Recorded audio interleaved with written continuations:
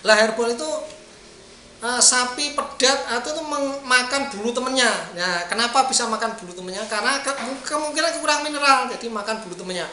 Nah, makan bulu temennya atau makan plastik itu bisa menggumpal, namanya herbal. Nah, itu bisa juga menyumbat pencernaan atau rumen. Nah, itu tidak bisa dimutahkan, tidak bisa masuk, akhirnya mengganggu pencernaan. Lama-lama hewan itu, kambing atau domba itu menjadi kurus. Nah, pengobatannya gimana? Pengobatannya kalau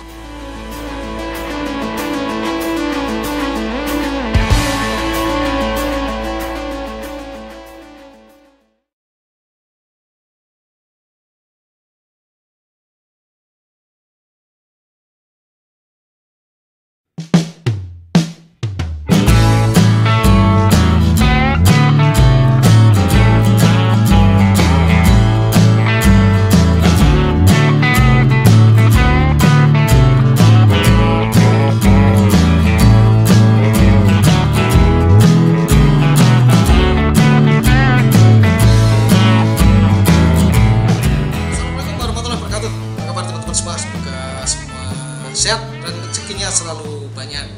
Hari ini saya mau jawab pertanyaan dari teman-teman di kolom komentar.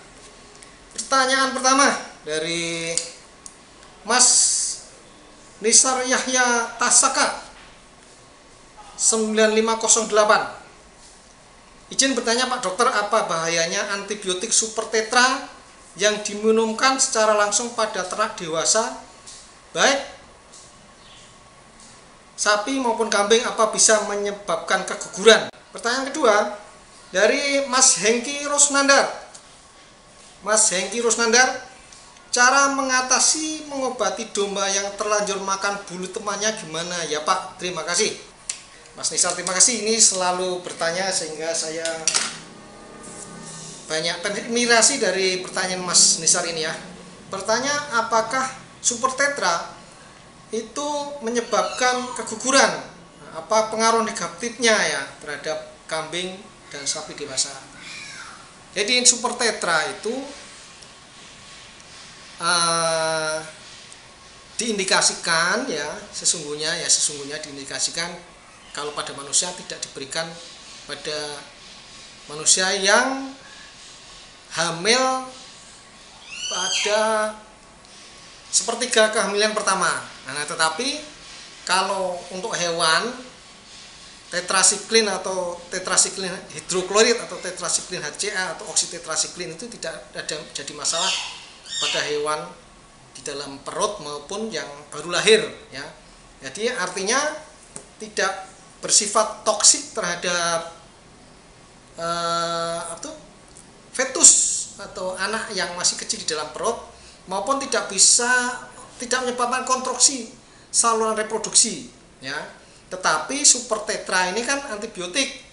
Nah, antibiotik ini kalau diberikan suntikan itu tidak ada masalah. Nah, tapi kalau diberikan lewat minum atau diminumkan, super tetra itu kan kapsul ya, kapsul yang diminumkan ataupun berbentuk tablet ya, super tetra tablet apapun kasur, saya nggak begitu mahal. Tapi super tetra yang saya baca adalah isinya tetrasiklin hidroklorid. Nah, itu antibakterial ya, antibakterial dan antiprotozoa. Nah, itu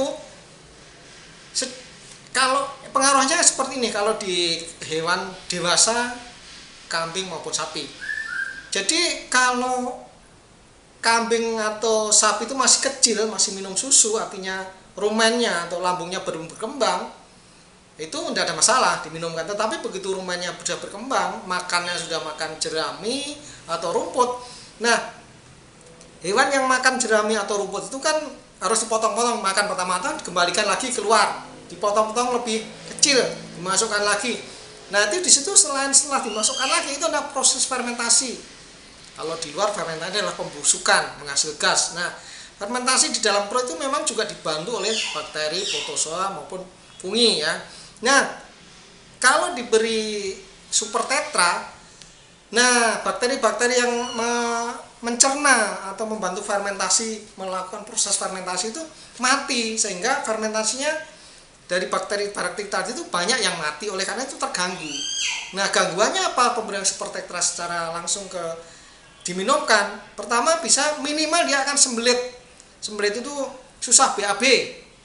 Atau kedua, sakit perut, perutnya melilit-lilit, ya susah mencerna karena seratnya kasar. Nah, akhirnya juga akan sembelit. Sakit perut, nah sembelit.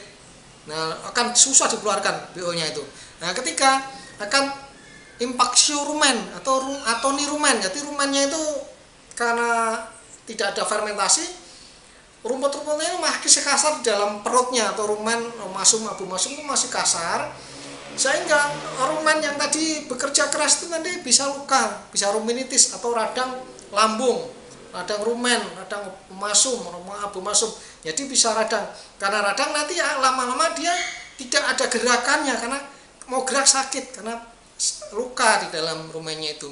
Nah, kalau luka tidak ada peristaltik atau gerakan rumen, nah makanan itu di situ ya tidak bisa bergerak kemana-mana. Nah, seperti itu bahayanya memberi super tetra pada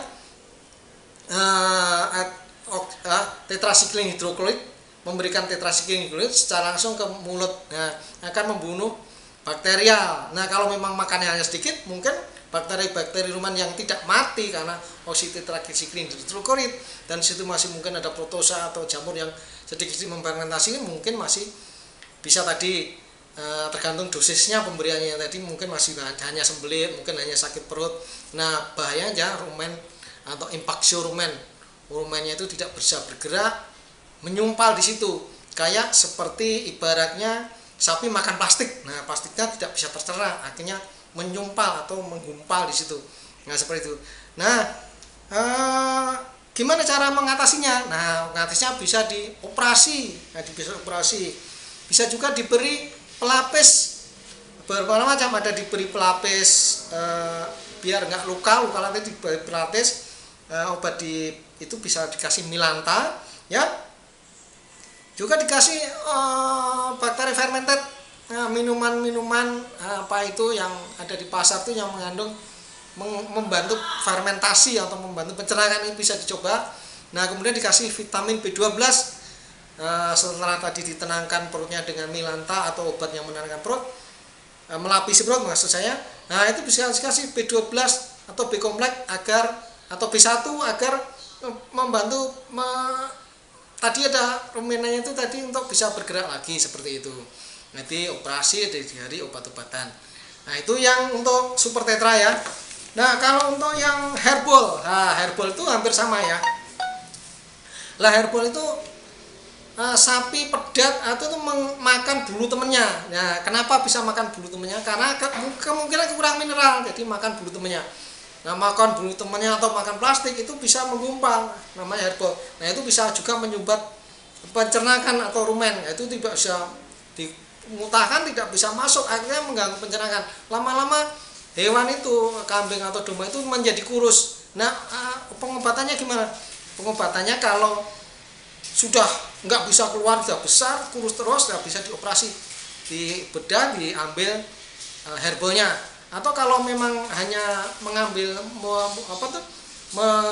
memakan bulunya itu masih pada tahap awal, nah, kemungkinan besar masih dikasih itu vitamin B kompleks atau vitamin B1, B12, kemungkinan masih bisa keluar sendiri. Begitu Mas Hengki sama Mas Nisar jawaban saya. Mungkin kalau teman-teman yang lain punya jawaban beda atau punya pengalaman beda, mohon ditulis di kolom komentar, itu akan sangat bermanfaat bagi kita semua. Saya ucapkan terima kasih juga kepada semua viewers, subscriber, komentator. Semoga selalu sehat dan selalu berbahagia.